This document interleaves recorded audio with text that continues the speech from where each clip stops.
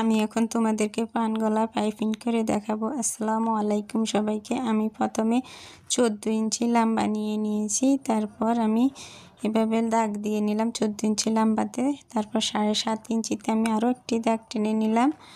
তোমরা খেয়াল করলে বুঝতে পারবে আমি কিভাবে করতেছি। তারপর 3 ইঞ্চি আড়ের মাপ বা চড়ার মাপটা আমি নিয়ে নিচ্ছি। তোমরা ওইভাবে নিয়ে নেবে। তারপরে তোমরা এভাবে বক্স করে নেবা সুন্দর করে স্কেলের মাধ্যমে।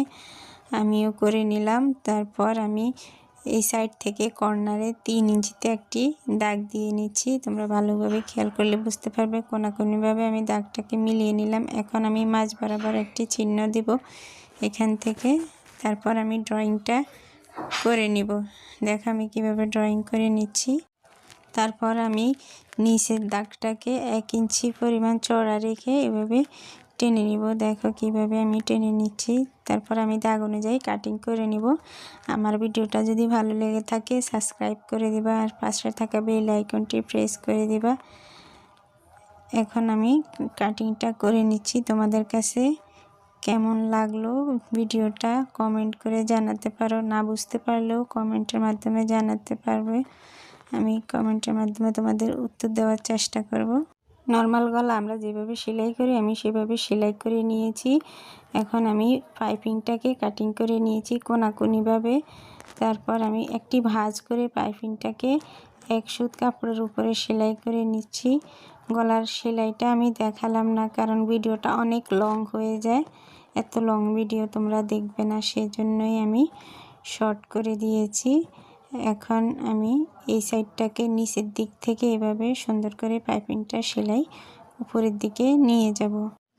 তোমরা যদি ভিডিওর কোনো সমস্যা হয়, না বুঝতে পারো, তাহলে আমাকে কমেন্ট করতে পারো। আর না বুঝতে পারলে একটু বারবার টেনে দেখলেই বুঝতে পারবে কিভাবে আমি সেলাইগুলো করে নিচ্ছি। আর অন্য কোনো ভিডিও, অন্য কোনো ডিজাইন দেখতে চাইলেও তোমরা আমাকে কমেন্টের মাধ্যমে জানাতে পারো।